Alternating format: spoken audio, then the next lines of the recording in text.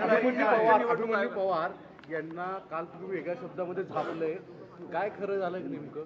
नाही, खरं म्हणजे झापलं हे म्हणणं अतिशय चुकीचं ठरेल.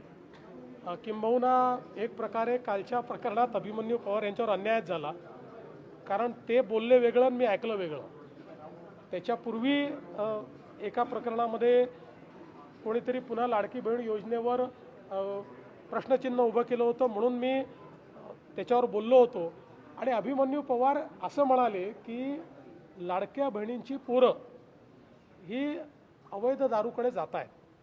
माझ्या ऐकण्यात काही वेगळं आलं आणि म्हणून मी त्या ठिकाणी म्हटलं की लाडक्या बहिणींवर तुम्ही आक्षेप घेऊ नका. त्यांनी लाडक्या बहिणींवर आक्षेप घेतला नव्हता, पण दुर्दैवाने ते मी म्हटल्यामुळे सगळ्या चॅनलनी चालवलं, अभिमन्यू पवारला झापलं. मी त्यांना बिलकुल झापलेलं नाही.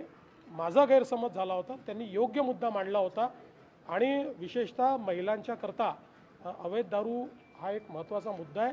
त्यांच्याकडे त्यांनी तो प्रश्न देखील माझ्या लक्षात आणून दिला आणि अतिशय कडक कारवाई करायला मी सांगितलं.